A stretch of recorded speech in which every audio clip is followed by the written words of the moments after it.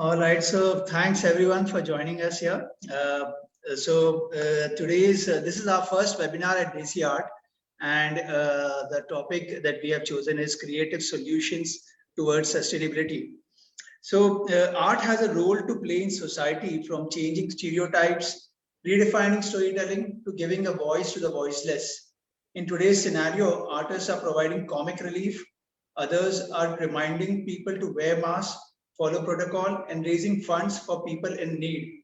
An example of this would be the Arts for India initiative, which is an initiative that had been started by artists in UK and is a print sale to raise urgent funds for India's COVID relief.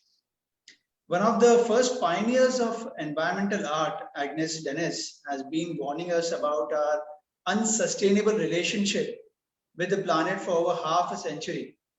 A recent retrospective at The Shed felt like long overdue recognition for the artist, who is now 89. A foil to her male counterparts within the early land art movement, Dennis was always more invested in how her work would minimize humanity's ecological footprint. UNESCO ensures that the role of culture is recognized through a majority of Sustainable Development Goals, SDGs, including those focusing on sustainable cities, environment, economic growth, sustainable consumption, and production patterns. Now, culture is both an enabler and a driver of sustainable development's economic, social, and environmental dimensions, from cultural heritage to cultural and creative industries. As Lena, in one of her live webinars, had pointed out, India has had the culture of using natural materials reflected in art and our daily practices. From our grandmothers using turmeric powder as first aid for cuts, and other small wounds, to use plants and animals in our traditional art forms. However, due to our desire for fast economic growth, short-term goals, and industrialization, we lost sight of the bigger picture. We need to respect the web of life and our home, our planet. The environment is not just the responsibility of one individual, government, or organization. Rather, it is a collective responsibility as a society. And this is what we are here to discuss, with the theme of our discussion being creative solutions towards sustainability. Now, let me introduce our panelists. First we have Lena Vincent, who is a senior independent art historian and curator with 2 decades of experience in arts management.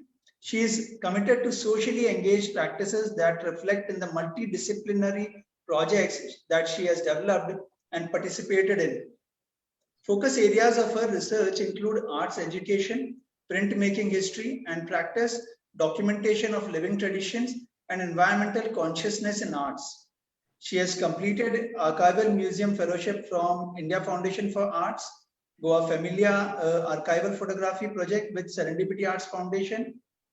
She has headed Piramal Art Residency Incubator Program and is Associate Curator with Art Port Making Waves, International Curatorial Collective operating at intersection of art, climate change, and sustainability.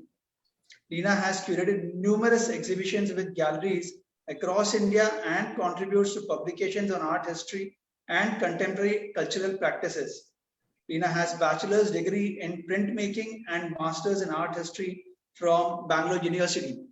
There's a lot to talk about Lena, but I think I would end over here, and I would let Lena introduce herself further. Oh, right away, is it? All right. First of all, Pulkit, thank you so much for inviting me to this platform. And I'm so happy to be with my fellow panelists today on this very important subject. Thank you for the introduction as well. I think that it has been my privilege to be engaged with artists and curators and practitioners who have been working in a more sustainable way over the past few years, and also to engage with a more interdisciplinary space where art is not boxed in its tiny space all on its own, but is actually going out into the community in many different ways. So I think that having moved to Goa around 7 years ago, I have really learned some more about how one engages in a very local way with community, with heritage, with I think the many layers of interaction we have with our environment, whether it is culturally, whether it's socially or politically or economically, like you mentioned.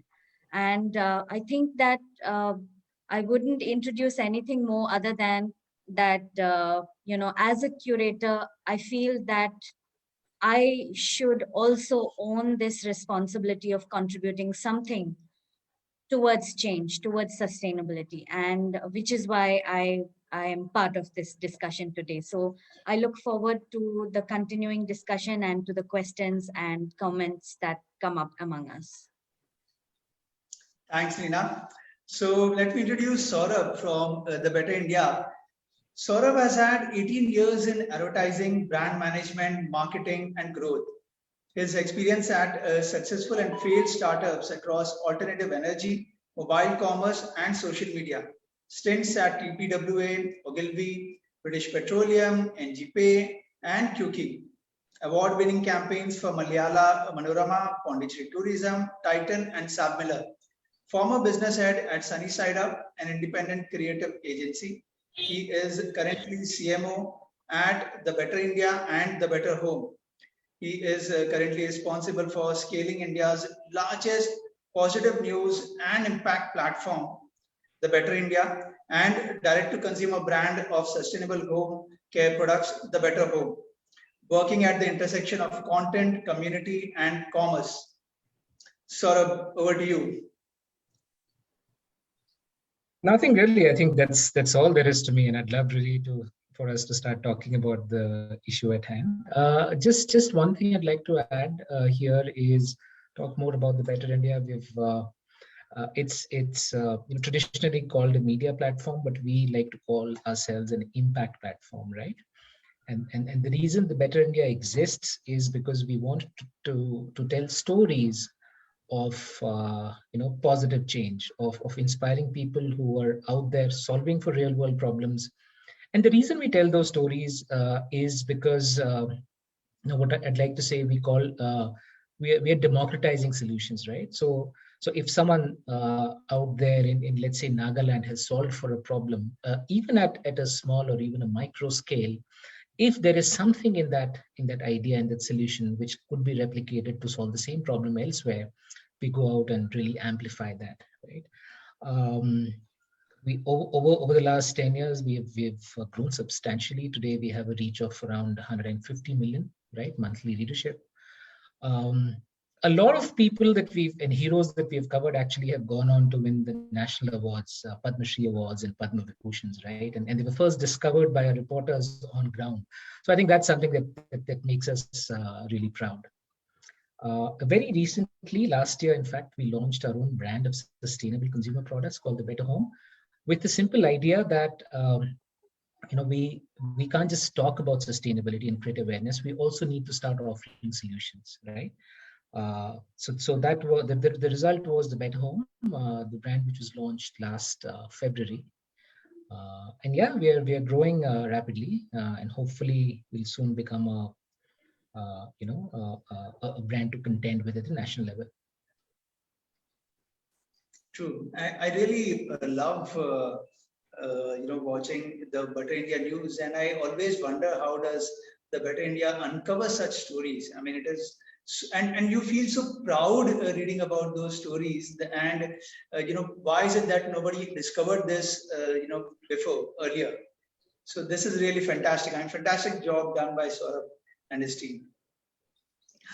Yeah, okay, so let me introduce Plastic Wala. Plastic Wala Manveer is a Delhi-based contemporary artist whose current art practice revolves around upcycling the plastic waste that he collects from his neighbors door to door, which he uses as material for his artworks aimed at sensitizing the public to the plastic pollution crisis. He has been a part of art festival from Museum of Goa and International Art Residency at Art Hub in Abu Dhabi. Manveer, over to you to introduce further. Thank you, Pulkit. Sound clear? Yes, it is. Yes. Okay. Thank you, Pulkit. Thank you, Leena ji and Saurabh ji. I think पुलकित ने काफी कुछ बता दिया है, ठीक. और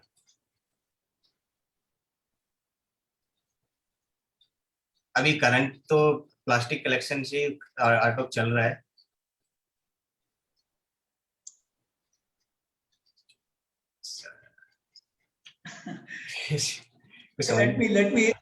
Let me go ahead with the next set of questions now. Okay. All right, so this is for all the speakers. First of all, why is creativity needed as opposed to just technological solutions towards sustainability? And this is basically our core topic right now. And Saurabh, if you could start on this. Okay. Yeah. See, I personally feel that to a large extent, technology, predominantly solves for problems, or rather challenges of affordability, adaptability, scalability, and replicability of solutions. Right? How can we make better solutions scale faster? How can we produce them at scale so that they become more affordable? But fundamentally, it all begins with an idea, right? Which is the ability to think or generate or even recognize ideas or possibilities. And to me, that is creativity. I think creativity is what propels societies towards sustainability by imagining new ideas for better living, right? And the other important part is it's a fundamental component in changing attitude and behaviors. Like just think of the entire advertising world. The business of advertising is to change your attitude perception towards a brand, a lifestyle, and creativity plays such an important role here. Sustainability, given how we need to start thinking about it right now, it's also about changing a lot of mindsets, right? So it definitely has a critical role. But most importantly, I think creativity is the world's most renewable resource, right? And I was talking about ideas there. I don't think it's just about ideas, but also about how we transform those ideas into actionable solutions, right? Into reality. How do we think of more disruptive solutions? Once we figure out a template of, this is how the problem can be solved, technology can come and assist us in figuring out better ways of doing it, more effective ways of doing it. But like I said, right, fundamentally, it starts with the idea and the vision of that solution. And that's where creativity is most important.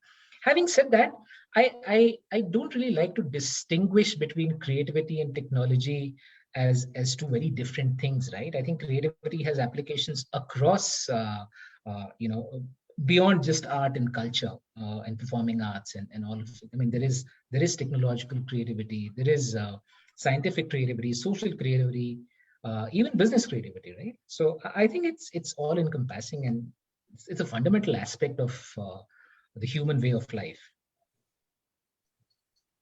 Okay. Leena, what's your thought on this?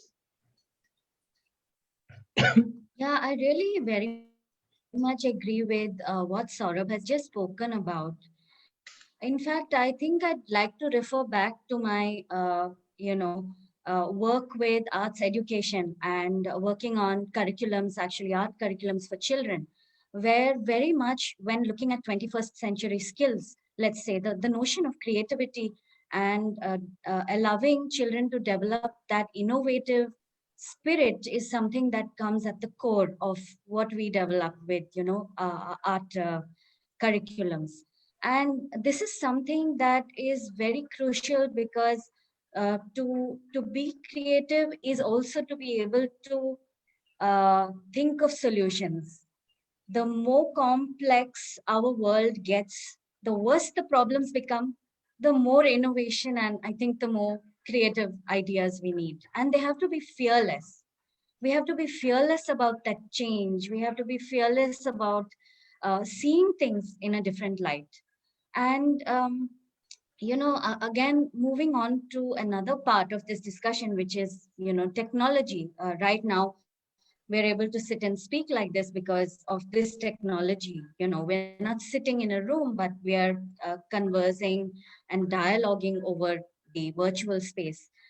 We were just talking in context of the art world about blockchain and technology like the NFTs that now may make available art, which is entirely digital within a digital space. Now we think, okay, that's a fantastic solution to something that we cannot access physically at the moment.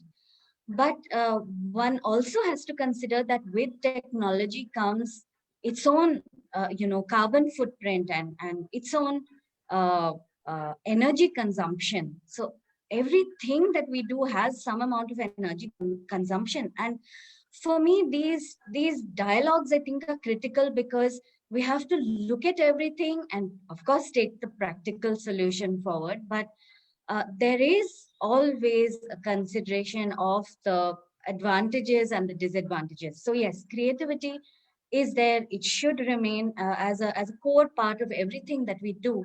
But when we look at technology as well, I think the question always comes as to how do we look at it within our practice? Are those things necessary or not? When we use technology, also to what extent are we using it? So these are the many questions I think I'd just like to throw in there, because these are the thoughts that have been concerning us during this period of time. Interesting. So, Leena, I would love to interact with you further on NFTs and environmental concern around it. So let's have our discussion on that, maybe, post webinar. Okay. So, Manveer, what? Yes मुझे लगता है कि ground level पर भी हम individually अपने steps उठा सकते हैं सस्टेनेबिलिटी के लिए. जैसे हम जो डेली अपना यूज कर रहे हैं, जो भी हमारा कंजप्शन है, उसके थ्रू जो वेस्ट जो प्रोड्यूस हो रहा है, तो हमें लगता है उसके लिए हमें रिस्पॉन्सिबल होना चाहिए यहाँ पर. तो टेक्नोलॉजी अपना काम कर रही है, लेकिन अगर हम अपनी क्रिएटिविटी के थ्रू उसको अगर डेवलप करेंगे, मान लीजिए प्लास्टिक हमारा वेस्ट प्रोडक्शन है, अभी हम प्लास्टिक प्रोड्यूस कर रहे हैं, तो अपने इंडिविजुअल लेवल पर हम कैसे उसको क्राफ्ट में डेवलप कर सकते हैं. पॉट बना दिया बॉटल्स कट करके, या फिर जो रूरल एरिया में कई बार वहां पर देखता हूँ कि जो प्लास्टिक होता है उससे वो उसको बांध के रस्सी बना रहे हैं, उसको रस्सी की तरह यूज कर रहे हैं. या बैम्बू जो है वो बैम्बू क्राफ्ट के द्वारा ही उन्होंने काफी कुछ अलग अलग यूज करने के लिए चीजें बनाई गई है. तो इंडिविजुअल लेवल पे एक बड़ा प्लेटफॉर्म तैयार हो सकता है अगर हम अपने स्टेप के थ्रू इसको किया जाए तो. Okay, interesting. So basically, you are saying that at individual level, we can all bring about changes and bring about the creative solutions around sustainability, right? Yes. So now, how do we encourage our society in adopting a sustainable lifestyle? Okay, now I see that younger generation is quite conscious about this, but I think the elder generation isn't as much. Okay, so I don't know, that's my personal observation.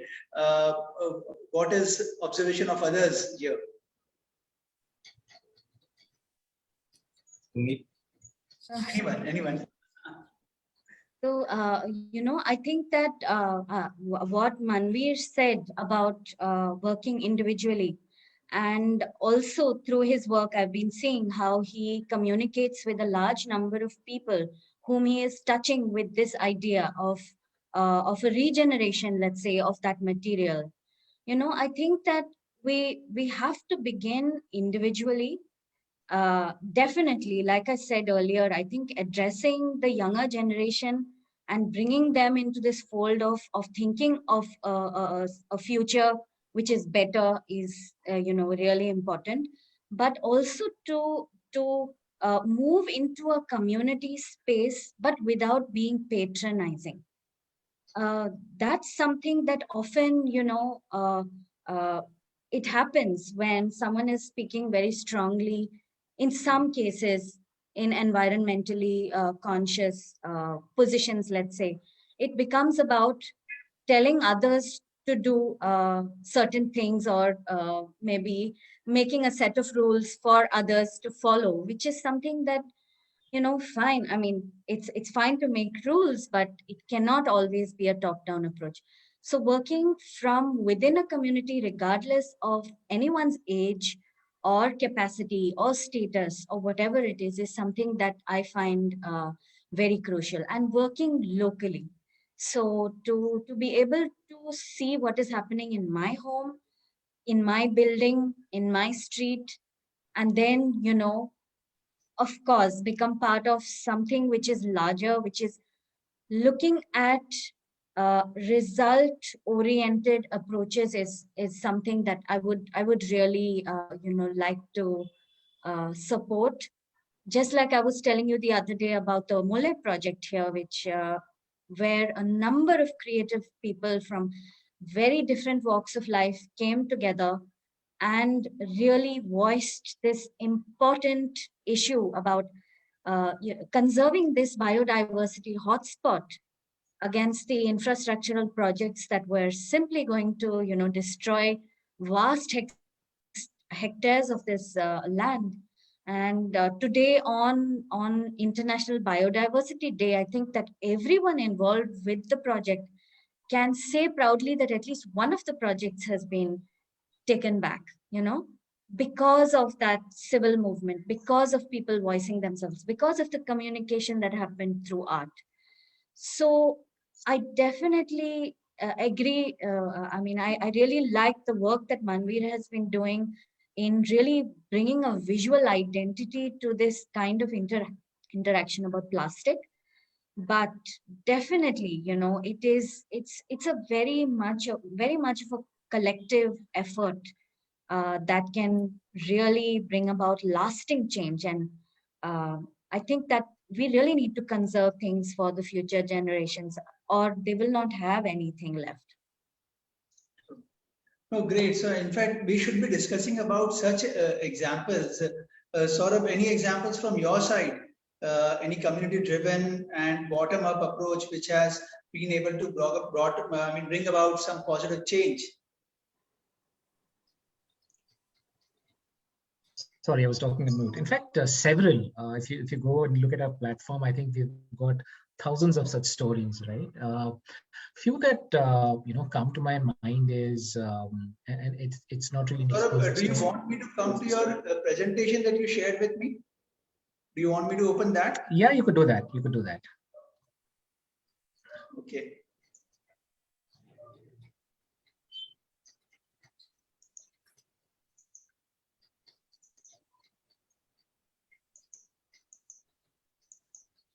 I think all of us are incredibly inspired by so many of these stories. Yeah. Pulkit, if you could just go to the second last slide where we are showcase some of these stories. Second last. Yeah. These two. Yeah. Just a very cursory collection of some of the stories that we have of these individual and community change makers, right? What I wanted to start off was with, I'm sure all of us have heard of the Bishnoi community, right? It's a unique community in the sense that it's more than just a sect, right? It's an entire belief system that thrives on this entire codified beliefs and rituals around how we should protect our environment, both flora and fauna, right? And they're not just the one. There are quite a few of these in northeast part of the country, Nagaland and Arunachal Pradesh as well. For example, there's a story about Purulia, right, where the villagers actually turned a barren mountain into a lush forest in just 20 years. We've all heard the story of Kedar Jada, who converted a barren land into a 500-hectare forest all by himself, right, where he would carry water from a well every single day to water these the plants, right? And now he's been recognized globally. Or the story of there's several such individuals, right, who have converted barren dry land into forests, where it's forests for biodiversity, or even just growing organic stuff, right, and supporting the local community there.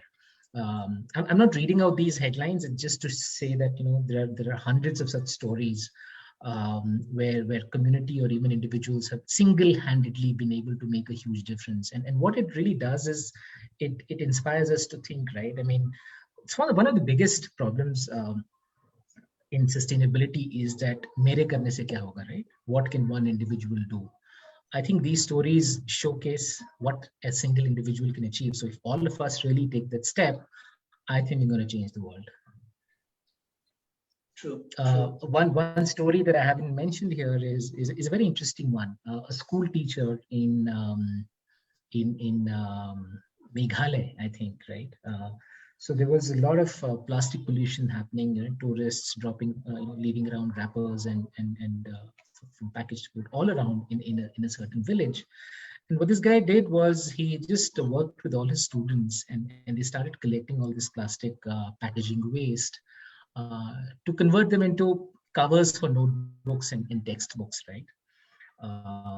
It helped, one, of course, the local economy, but eventually it became such a big movement that about 25 neighborhood villages started doing this exercise, and now they actually sell these covers, specially created covers, to other villages, and it helps the local economy grow as well. So I think there's some amazing stories out there. We just have to read them about in all this gloom about all the negative news, and get inspired, because I think we can really, individual can also make a huge difference. Okay, so quite a lot of stories that we have along these lines. Yeah. So Leena, you wanted to say something? No, I think that it's really inspiring, because um, every time you look at somebody doing something on their own and making this change and making this decision, and I often think that yes, it's not an easy decision to turn sustainable in a day. Yeah. It's a slow process. It's like, okay, I'll decide to shift over to reusable glass containers in my entire kitchen. I will make sure that I won't be buying anything in a plastic box anymore. Even something as simple as that is sometimes hugely complex, as anyone who works in a kitchen or goes shopping can say. It takes so much more time to say, okay, from now on I will only use a bamboo toothbrush, or use tooth powder from now on, and I am not going to buy those plastic tubes anymore. And it doesn't matter if my son asks me 20 times about buying a package of biscuits that's wrapped individually in plastic wrappers, but I will say no, and I'll be hard hearted about it. So it's a step by step and complex space as well, because like I was mentioning to you the other day, we can't shove everything away from our contemporary life and go and live in a forest in a tent. uh, that's also not possible. One has to look at these very practical, I think, solutions that will respect the space and the environment that we are living in, and try to make it better, to use that word which is here with us today, uh, to make it better. And in terms of in the art world, again, to revisit the space that I'm mostly working in, I heard a discussion the other day on Art Curator Grid, which was, in fact, a very interesting one. And there was a mention about how each of us can understand what our practices are, in fact, generating in terms of any kind of carbon footprint.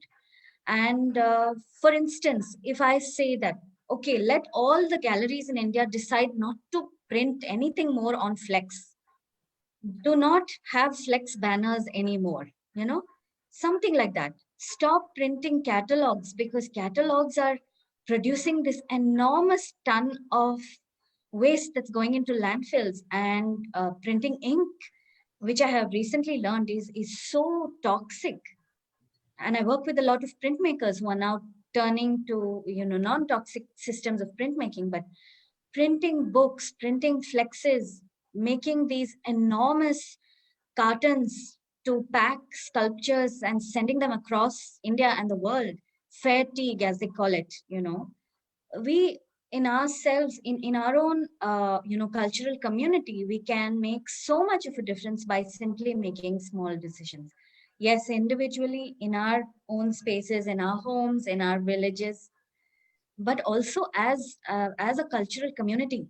I think that we can make certain decisions that can be solution oriented immediately, like this, you know. And I know that despite you know, on a couple of occasions when I worked with NGMA, we decided to use only screen projections as a backdrop for the stage during discussions or panels.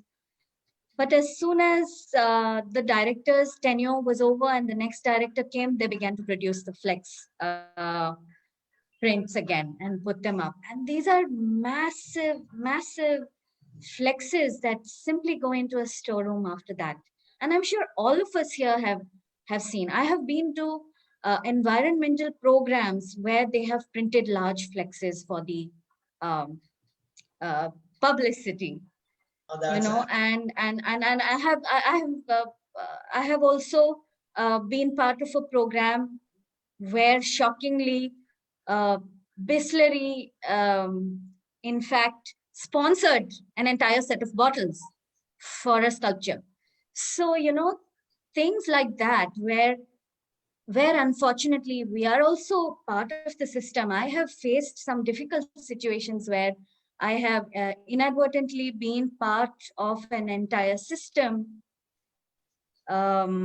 which is problematic, which is to say that I am here talking about environmental consciousness, but the sponsor of the entire event is Coca-Cola, let's say. You know, I mean, such things have happened. This is not real, but I'm just giving an example to make it very clear that we are part of a sort of capitalist and industrialist system as well. And sometimes it is so difficult to make a choice because it is our bread and butter also sometimes. And being sustainable is a big thing and we need to make decisions. But I have to say that there are complexities involved, and I will put it out there as well. Right. So on this point about simple, gradual, and you know, at individual level, we have to make these changes, and it's not very easy. So I think Plastic Wala would have something to add on this, because on ground level, he has been trying to deal with this, you know, with at least about 500 odd families, if I'm not wrong. Sorry. So I guess you have been trying to deal with this with 500 odd families in the past some time, in terms of trying to bring about you know, gradual changes in their day-to-day consumption and behavior. So your thoughts on the same? जैसा अभी लीना ने बताया कि अगर एक biscuit खरीदना है तो ऑलरेडी प्लास्टिक में रैप होकर आ रहा है, तो कभी कभी ऐसा लगता है कि प्लास्टिक अगर मैं नहीं लेना चाहता लेकिन मुझे सर्व की जा रही है, तो कहीं ना कहीं किसी ना किसी वे में प्लास्टिक में खरीद रहा हूँ, और जो कि एक प्रॉब्लम है। अभी अगर मैं अपनी तरफ से कैरी बैग भी लेके जा रहा हूँ, कोई रिसाइकलेबल बैग लेके जा रहा हूँ, मैंने अपना काम पूरा कर दिया, लेकिन अब मुझे सर्व किया जा रहा है तो मैं क्या कर सकता हूँ। यही चीज जब मैं लोगों से पूछता हूँ तो क्या सॉल्यूशन है, वो उनका भी यही जवाब रहता है कि हम अपनी तरफ से काफी कोशिश कर रहे हैं कि प्लास्टिक को कम यूज किया जाए, लेकिन जो सर्व कर दिया उसका क्या किया जाए। तो मैंने क्या किया कि लोगों को कनेक्ट किया आपस में, उनसे पूछा, पहले भी जो अपना जो वेस्ट है वो डस्टबिन में फेंक रहे थे, बस आप उसको सेग्रीगेट कीजिए, उसको अलग कर दीजिए। मैं उनको सेग्रीगेशन के बारे में बता रहा हूँ कि किस टाइप का प्लास्टिक हम यूज कर रहे हैं, उसके नंबर्स क्या है, हम क्या मटेरियल हमारा रिसाइकल हो सकता है और क्या रिसाइकल नहीं हो सकता, तो उसके अकॉर्डिंग सेग्रीगेशन करते हैं और मुझे वापस डोनेट कर देते हैं। मेरे लिए डोर टू डोर बीच में काफी डिफिकल्ट हो गया था जाना, कि काफी सारा मैं एक दिन में 50 लोगों के घर जा सकता हूँ। अब मुझे ज्यादा कंजप्शन करना है, ज्यादा प्लास्टिक इकट्ठा करना है, तो मैंने स्कूल कनेक्ट किया। एक असम में भी एक स्कूल है, असम अक्षर स्कूल, जिसका जैसा भी सौरभ ने बताया कि जो मेघालय में आप बता रहे थे, वो स्कूल क्या करता है, प्लास्टिक बच्चों से फीस के बदले प्लास्टिक लेते हैं और उसी प्लास्टिक को इको ब्रिक बना के बोतल में डाल के वो जो इंफ्रास्ट्रक्चर है अब स्कूल का, उसको बना रहे हैं। तो वो काफी ये स्टोरी भी कवर की थी हमने। जी जी, तो वो काफी इंस्पायर भी किया। और तो मैंने भी जो अपना स्कूल में इन हैबिट चेंजर बॉक्स मैंने बनाया, एक हैबिट चेंजर बॉक्स, एक विजिबल, बल्कि क्या आप इसको एक बार दिखा सकते हो जो मैंने भेजा है? अच्छा, एक मिनट।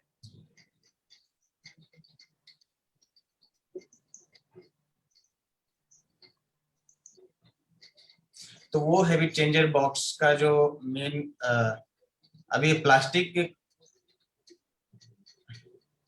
हाँ ये तो मेरे लिए जो पहला चैलेंज ये था कि कैसे लोगों को उनके माइंड में ये बात स्ट्राइक करने की वो क्या यूज कर रहे हैं और क्या प्रोड्यूस कर रहे हैं। मुझे प्यास लग रही है, पानी पिया, तो मेरी नीड तो पूरी हो गई, लेकिन जो अभी जो प्रोडक्शन जो मैंने की, जो जो वेस्ट मेरी तरफ से प्रोड्यूस हुआ, अब उसका क्या किया जाए, तो वो माइंड में स्ट्राइक कराना था लोगों की। इसके लिए जरूरी है कि वो अपना एक बार डस्टबिन देखे। हमारा जो डस्टबिन है वो यूजुअली पूरी तरह से कवर होता है, ओपेक होता है, तो उसके अंदर क्या जा रहा है कुछ पता नहीं चलता। उसके अंदर बायोडिग्रेडेबल, नॉन बायोडिग्रेडेबल सब कुछ मिक्स है। तो पहले वही स्ट्राइक कराया जाए कि वो क्या यूज कर रहे हैं। तो मैंने ये ट्रांसपेरेंट बॉक्स बनाया और इसमें सिर्फ प्लास्टिक डंप करने के लिए उनको कहा, ताकि वो अपना जो डेली यूज है वो उसका कंजप्शन उनको नोट हो कि वो क्या यूज कर रहे हैं, कितना यूज कर रहे हैं, और इस तरीके से वो जो जितना भी जो उन्होंने प्रोड्यूस किया प्लास्टिक, वो मुझे डोनेट कर रहे हैं। ऐसे क्या हो रहा है कि जो आपके घर से प्लास्टिक चला गया, ये नॉन रिसाइकेबल प्लास्टिक, ये रिसाइकल नहीं होते, नंबर 7 है। और मैंने इसी को ही टारगेट किया है, इसको अडोप्ट किया है एज ए कलर के लिए, कि मैं अब कलर की बजाय प्लास्टिक यूज करूंगा, ताकि मेरा जो काम है वो भी पूरा हो जाए। और जो टारगेट है जो नेचर को दूर रखना, मैं नेचर को प्रिंट कर रहा हूँ, नेचर से इंस्पायर हो रहा हूँ, पर मैं नेचर के लिए कर क्या रहा हूँ वो मेरे लिए जरूरी है, ताकि वो हमेशा जब भी मैं उस पॉइंट पे जाऊं, उसको प्रिंट करूं, तो वो वैसा ही दिखे रहे जैसे आज से 20 साल पहले या 20 साल बाद होगा। तो मेरा एफर्ट ये है। और 500 जो स्कूल, सॉरी, अभी स्कूल मैंने कनेक्ट किया, स्कूल के अंदर 500 बच्चे एक पॉइंट पर आ रहे हैं, तो इस तरीके से मैं 500 फैमिली का जो वेस्ट है एक पॉइंट पर लेकर आ रहा हूँ। और इससे जो यंग जनरेशन है, सबसे पहले उन्हीं को सिखाया जाए कि इकोसिस्टम को बैलेंस रखना हमारे लिए कितना जरूरी है। हम जो प्लास्टिक यूज कर रहे हैं उससे सॉल्यूशन कैसे लिया जाए। हम से नो टू प्लास्टिक भी नहीं कह सकते, क्योंकि आज के टाइम में प्लास्टिक की बहुत ज्यादा हमारे लिए जरूरत है, तो हम उसको मना नहीं कर सकते। अब हमारे लिए जरूरी है कि कैसे उस चीज को बैलेंस किया जाए। Right. So I think when I look at this particular image of nature, and then when I see my own plastic consumption getting dumped into nature, I think it just will automatically change my behavior. So interesting solution. No, it's a stunning piece of work. Yeah. Congrats. True. Yeah. True. It's a nature replica box. जब आप landscape देखते हो freely natural है, उसके बाद जब human का जो इंटरफेयर होता है नेचर के साथ, तो क्या रिजल्ट निकल के आता है, और ये वही उसी का एक एग्जांपल है। No, it's really a stunning piece of work. In fact, I'd just like to pick on that point that Lena was talking about, right? It's complex. You know, it's easy. It's not really a binary world where we say this is sustainable, this is not. And we realized this when we started our brand of sustainable home cleaners, right? First thing is, why home cleaners? A lot of people ask us this question. It's not really the most sexy category in that sense to get into, right? But we always look at it from the lens of impact. An average household typically generates about 120 liters of wastewater every single day, just out of cleaning dishes and laundry, right? And all this water is basically now, once we've used it, is mixed with toxic chemicals that our conventional cleaners contain. And where does it go? Through the sewage, it just gets into our water systems and ultimately affects the aquatic life, right? So we decided to create better cleaning products, which have plant-derived ingredients, which are non-toxic for you and also the planet. The big challenge was, now how do we sell it, right? What should the packaging be? We did a lot of research on a lot of alternative material, right? Not just that's available in India, but even globally. And eventually we actually settled on plastic, right? And we get this question asked even now from new consumers that, you talk about sustainability, but why are you still using plastic? So the reason we use plastic is that, one, we don't intend our bottles to be single use. What we do is, the first time a consumer buys the product, they get it in the plastic bottle, but ours is a subscription model, right? So next time onwards, you start getting it in refill pouches. So the one bottle becomes a reusable bottle, which you could use for years. The plastic pouch that we send the refills in, we actually have a take back program where we collect the plastic back, right? So along with every monthly subscription, we send out a self-addressed envelope. We can collect the pouches for 2 to 3 months and just send it back to us, right? What we do with these, we have partnered with a few NGOs here who actually convert this plastic into either energy or any suitable byproduct, depending on the use case, right? And depending on the volume that's been generated. Now, why plastic? Back to that question again. For sustainability, right, to become a widely accepted choice, most important thing is affordability. If I start selling my product in, let's say, a glass or a tin, and overall the cost per unit really goes up, right? Fundamentally, our ingredients of the product itself are not waste of petrochemical industry, right? Which really comes in cheap, which is what your conventional acids have. These are specialized ingredients. These are enzymes. These are plant-derived surfactants. But the production itself is right now much lesser compared to the petrochemical alternatives. So my cost is higher up there, and if I also lower glass and tin and all that, plastic actually stands out a lot better, right? So it's a huge balancing act, right? Hello, can you guys hear me? Yeah. Yes. Hello? You can hear me? Sorry, it was showing my connection was unstable. Yeah. So what we did is, I would disagree with you over there, that I think we need to look at solutions beyond plastic. So even if plastic makes things affordable, but then we need to look at alternate solutions which can help make things affordable still. So Better India itself has covered a lot of such stories. So of course we have to. No, of course we have to. I'm not saying we can't. But currently, what are the solutions that are available at a commercial scale, right? Which see, sustainability, the other part, one is sustainability in the environment context, the other is sustainability for business. Because if you don't exist, if you're not able to enable a wide adoption, then there's no point of you coming up with a fantastic idea, but there's nobody to even consume you, right?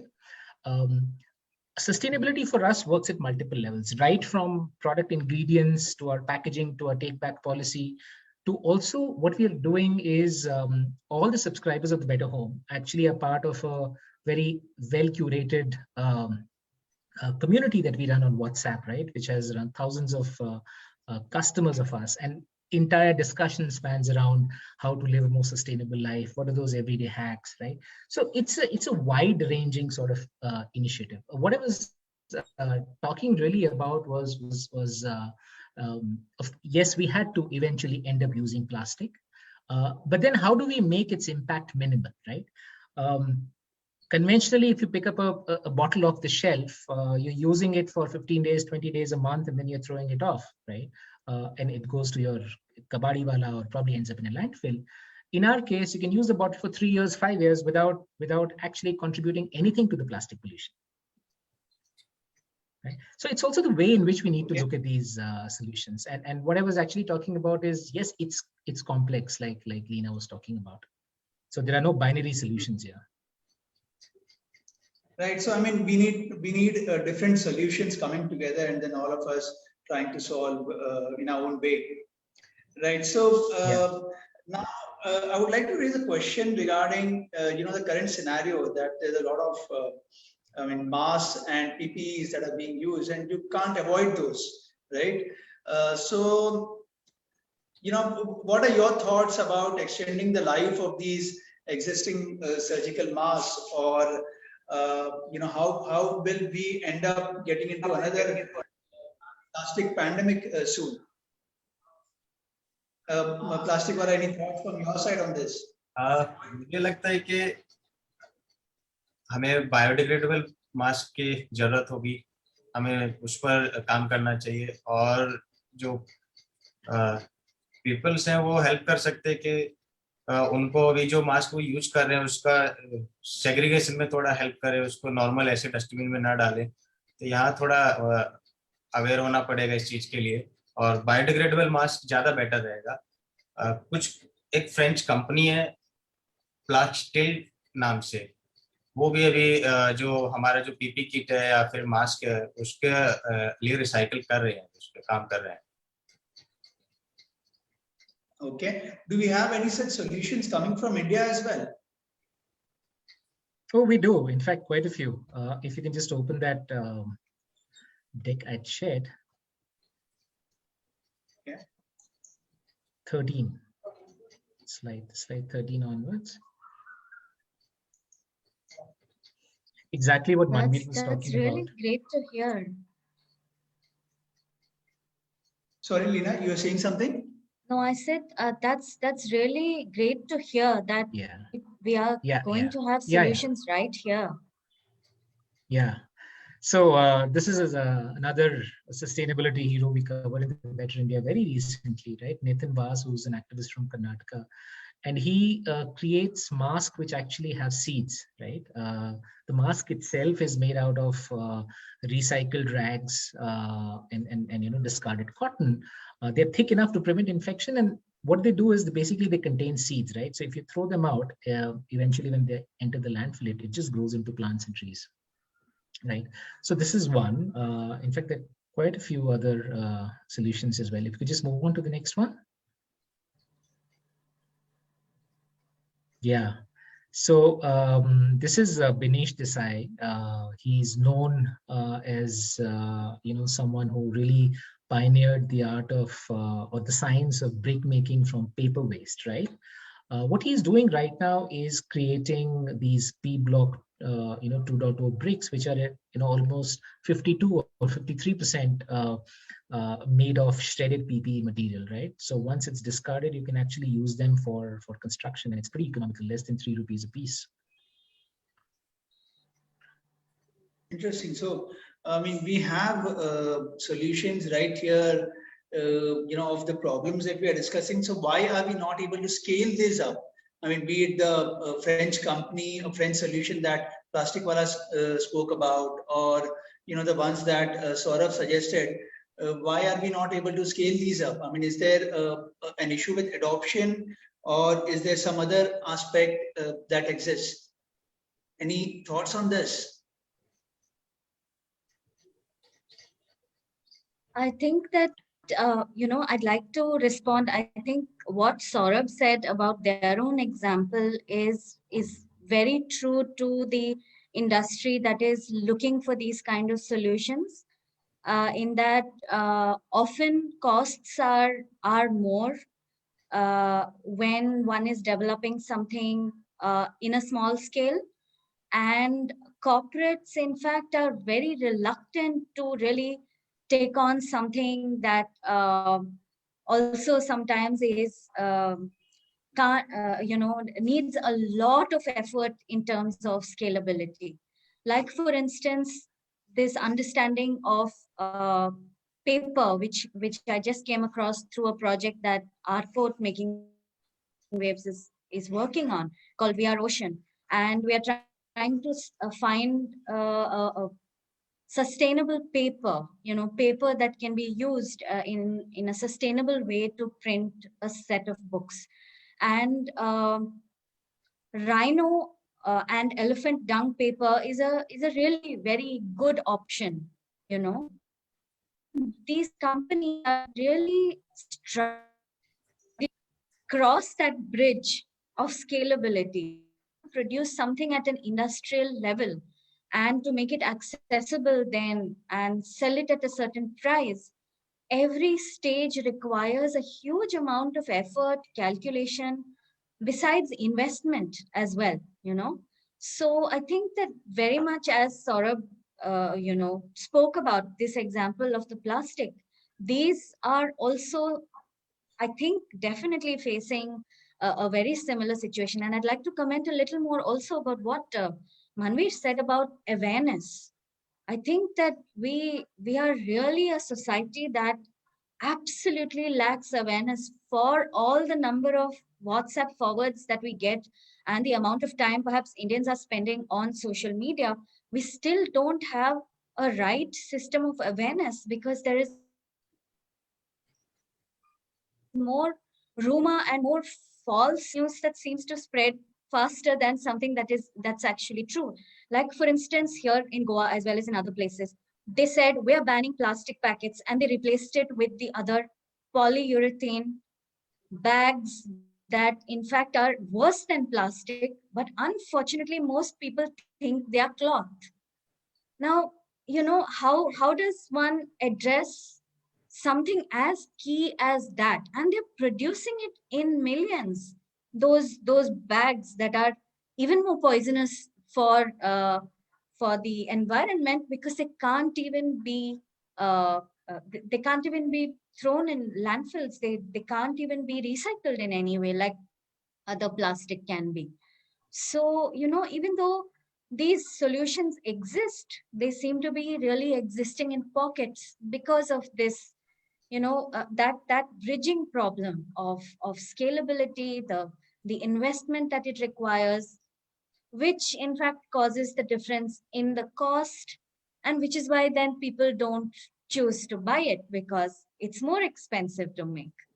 It's some sort of, it's a vicious cycle. I think that the disruption has to happen and it is happening. I think that we do have examples where it's happening, but it's a slow process and it's a matter of awareness and education as well, because even the people who say that they are really literate in these matters sometimes are entirely wrong in their approach. So it's frightening. Hello. On this greenwashing, sorry, Plastic Wala, you have something to say on this? लोग aware है Yeah. लेकिन I guess Saurabh has dropped out. Sorry, Plastic Wala, you can continue. okay. Meanwhile, let me check. लोग aware है पर मुझे लगता है सिर्फ डिजिटली अवेयर है, प्रैक्टिकल बहुत कम ही दिखाई देता है, तो डिजिटल बहुत मूवमेंट चलता रहता है. अब नया हाँ, लोग बात करने के लिए तैयार हैं और फॉरवर्ड करने के लिए तैयार हैं, लेकिन जब अपने को डिसीजन करके चेंज करना है तो वो लोग नहीं करते. ऐसा है. इतना डिफिकल्ट नहीं है अपना जो भी प्लास्टिक है या फिर कैरी बैग करना, कोई भी वो ज्यादा 30 ग्राम का होता है, लेकिन हम फोन कैरी करते हैं, वो अदर एसेसरीज कैरी करते हैं, वो हमारे लिए इम्पोर्टेंट है. और एक बैग इम्पोर्टेंट नहीं है, या फिर जो हमने यूज किया जिसके बाद जो प्लास्टिक उस बहुत लाइट वेट होता है, उसको जस्ट पॉकेट में रखो और उसको सही जगह पर पहुंचा दो. सिंपल है, काफी सिंपल है. True. So, Saurabh, how does Better India weed out such stories of greenwashing that Leena just referred to right now? There's a lot of greenwashing that's happening right now. So, how do you guys, avoid such stories? And what sort of filters do you apply? It's research, right? Saurabh, we are able to hear you. Maybe he can turn his video you should off. keep in mind, Maybe if you... guys, can you hear me? Yeah, I'll do that.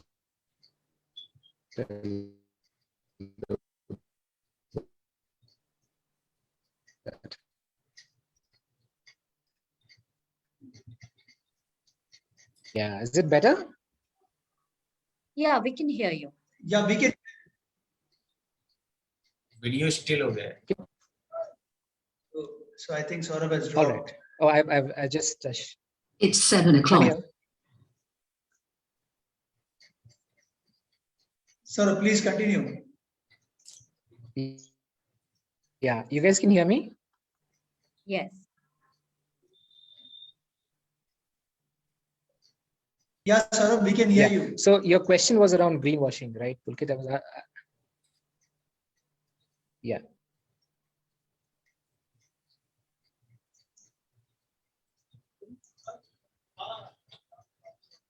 Saurabh, you there?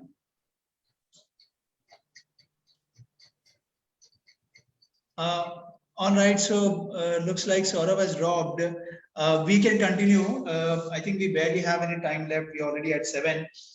So, Leena, I will ask you that what was your, can you tell us more about Artport project? Because that is, I think, very much relevant for our discussion right now.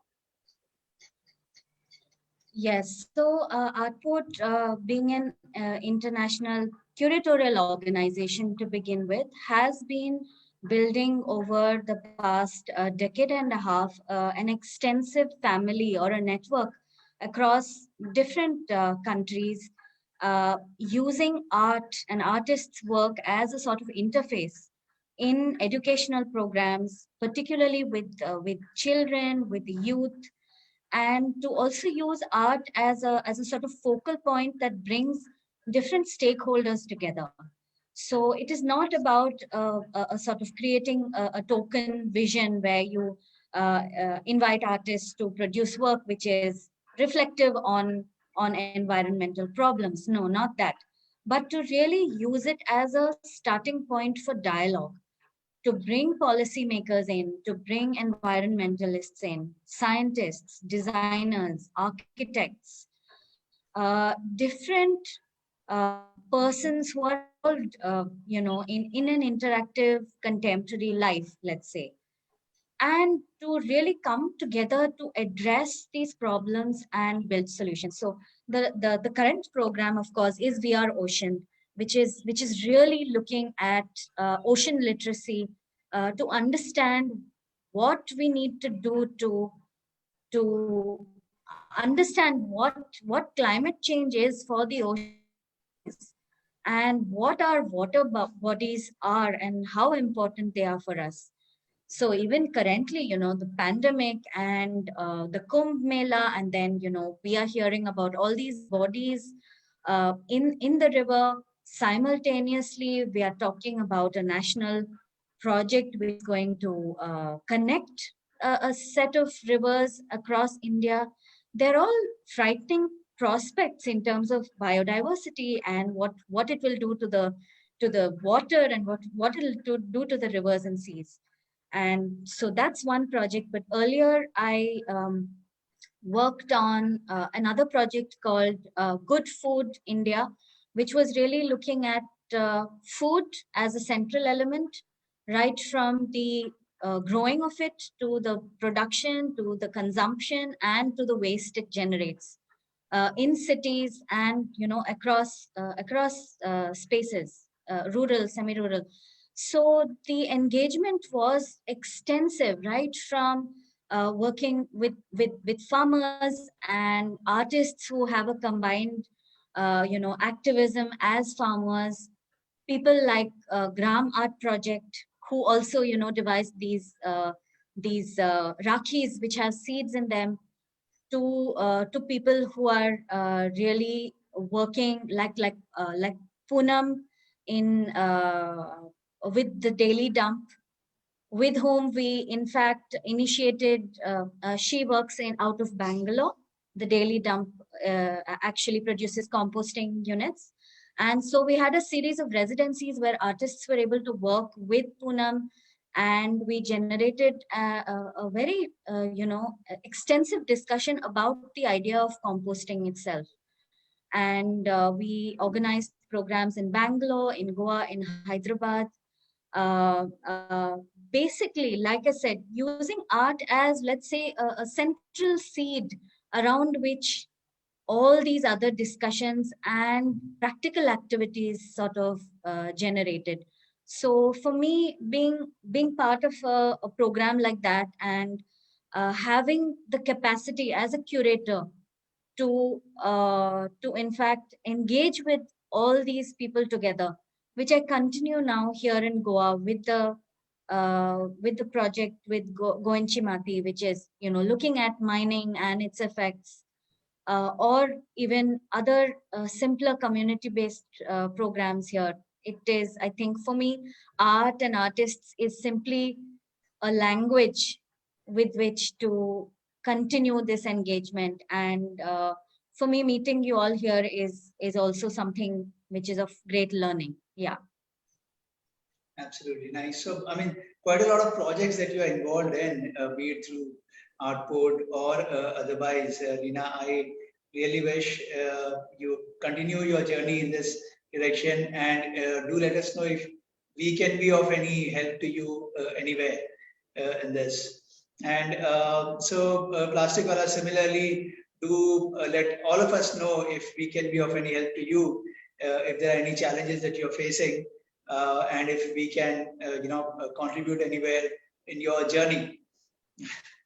And so I'm not sure, Saurabh, are you there? Yes, Okay. I'm here. Right. So Sorry for that. Saurabh, I think just patchy network today. right, no problem. So, Saurabh, I think the Better India team has been doing phenomenal job. I think you guys should continue your journey with the Better India, and think of covering stories that Lina just spoke about, including Artport project and even No, Plastic definitely we Wala. do. Yeah. I'd love to connect Okay, with all of you separately as well, and we'll see where it goes. Yeah, I'd right. love to do the same, definitely. Sure. So we should all connect again, and I think I'm hoping that this has been of very relevance to the audience as well as to all of us. This whole discussion, and I hope we try and implement sustainable solutions in our life and people around us. Right. All right. So with that, I would like to conclude, and if there are any last thoughts from any one of you, we can talk about that. Any point that you would want to add to the discussion right now? Any conclusion or objective point of actions for all the viewers? मुझे लगता है हमें कोशिश करते रहनी चाहिए, जैसे एक घंटे को कंप्लीट करने के लिए एक सेकंड काउंट किया जाता है, हमारे एफर्ट भी काउंट किए जाएंगे, तो हर एक सेकंड इम्पोर्टेंट है हर एक घंटे को कंप्लीट करने के लिए. Right. I think that's a lovely thought. I'd just like to add, if I had to paraphrase probably Neil Armstrong, I would say, to start your sustainability journey, just take a small step, because your small step, all we just need to do is consciously reduce our single-use plastic consumption and any sort of resource wastage, right? Whether it's water or energy, the smallest of effort counts. True. Absolutely. And I agree with both of them. And I'd like to thank you, Pulkit, for bringing us all together. And I would like to say this, that, I think that we shouldn't be excessively critical of ourselves and others also. Do as much as is practically possible, make those changes, because being excessively like beating yourself for not being able to do something is not a solution either. Look positively at what you're able to do and carry it on, and I think that in itself is a good way to start. So yeah, thank you all. And I really love the habit changer box. वो तो हम सबको करना चाहिए. I think we all should have those boxes. And yeah, I'd love to be in touch with all of you. Thank you. I will. Yeah, Plasticala, you're saying something?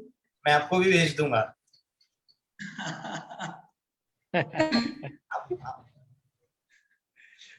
All right. Okay. Thanks, everyone. Thanks a lot. Thank you, guys. Lovely meeting all of you. Thank you, Pulkit, for organizing this. Thank you.